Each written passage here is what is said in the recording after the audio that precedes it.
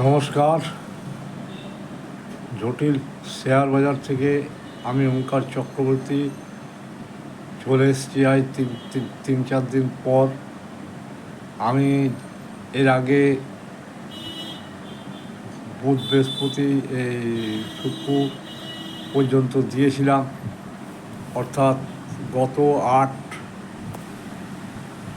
আট আট আট 2025 পর্যন্ত দিয়েছিলাম। আজ শনিবার। নেক্সট উইকের জন্যে আমি আমার যে নিফটির ভিউ লাগছে সেটা দেবো, সেটা আপনাদের সামনে শুরু করছি। একটু ধৈর্য ধরে শুনবেন, আপনাদের উপকারে লাগবে। ছোট ভিডিও করব, বেশি বড় করব না। আশা করি আপনারা ঈশ্বরের কৃপায় ভালো আছেন এবং আমার পরামর্শ যদি শুনেছেন তাহলে এখনও পর্যন্ত কোনো স্টকে ইনভেস্টমেন্ট হিসেবে এন্ট্রি নেননি।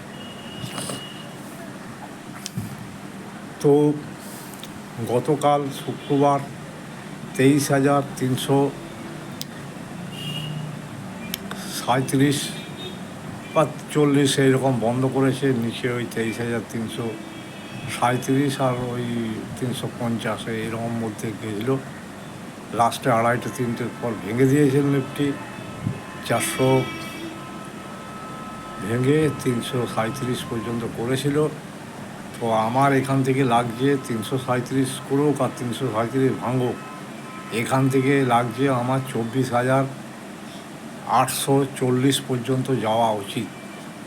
এখান থেকে একটা বাউন্স ব্যাক আমি গতকাল রাত্রেবেলায় যে দেখলাম যে ওভারসোল্ড পজিশনে পৌঁছে গেছে, যার জন্যে আমি আশাবাদী যে এখান থেকে 24,840 পর্যন্ত নিফটিটা যেতে পারে।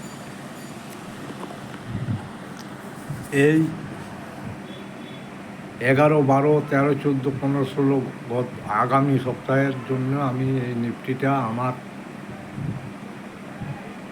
আইডিয়া অনুযায়ী, এক্সপিরিয়েন্স অনুযায়ী আমি যে হিসেব করেছি সেটা যায় কি না একটু আপনারা দেখুন। তবে আমার বলায় আপনারা কেউ কাজ করবেন না, দেখতে থাকুন। আমি সেবি রেজিস্টার নই, সেবিও মানা করছে যে আপনারা নিফটি অপশান কল পুটে খেলবেন না। তবে হ্যাঁ, নিফটিটা করলে আপনাদের স্টকগুলো যেগুলো নিফটি রিলেটেড সেগুলো বাড়ে। এই জন্যে দেখুন, অনেক স্টক তো এবারে স্টকের ব্যাপারে আসি। অনেক স্টক আগের চেয়ে অনেক সস্তা দামে আসছে, তার বলা এ নয় যে খুবই সস্তা হয়ে গেছে। এখনও আমার মনে হয় কারেকশান চলবে স্টকগুলোতে। আপনারা কিন্তু স্টকগুলো এখন নেবেন না, কারণ অনেক কিছু জিওপলিটিক্যাল টেনশন, নানা রকমের ট্যাক্সের ট্যারিফের ব্যাপারে কোনো কিছু ফাইনাল কিছু হয়নি। ইন্ডিয়া আদৌ এগ্রিমেন্ট করেছে কি না বা আগামী দিনে কী হিসাবে করবে সেটা অনেক কিছু দেখার আছে।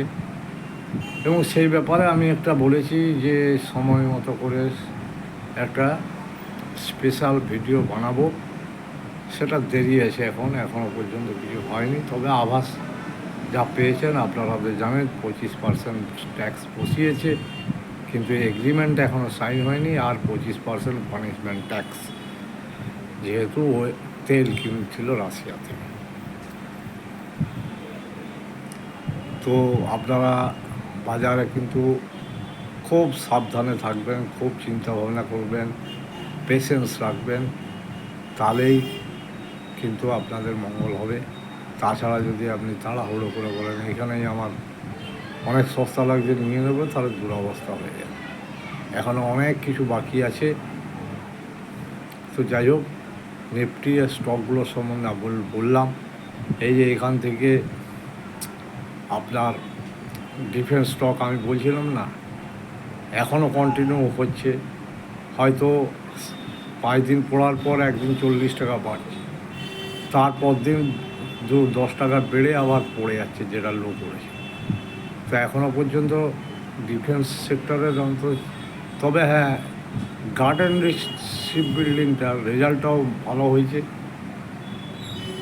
আর ওইটা একটু ডিফেন্সের মধ্যে বাউন্স ব্যাক ভালো করতে পারে, এটুকু আমার ধারণা। আর অন্য দেখুন টেক শেয়ার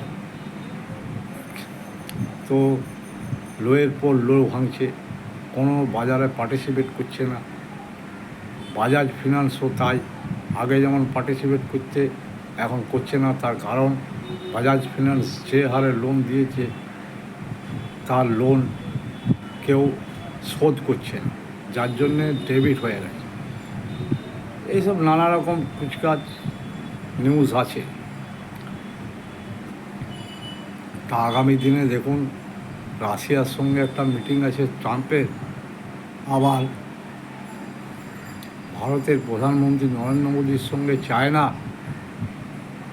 আবার মোদী সাহেব রাশিয়ার সঙ্গে পুতিনের সঙ্গে মিটিং করে এসছে, এবারে চায়নার সঙ্গে যাবে, আবার ট্রাম্পের সঙ্গে আবার রাশিয়ার মিটিং আছে। যদি ইউক্রেন যুদ্ধটা থামে তখন কিন্তু বাজারে আলাদা। কিন্তু এই ইউক্রেন যুদ্ধ থামুক আর নাই থামুক, এই যে 24,200 পর্যন্ত দুদিন আগে এসেছিলো 208-20-22, এই যে এখানে কনসোলিডেটেড হয়ে গেছে।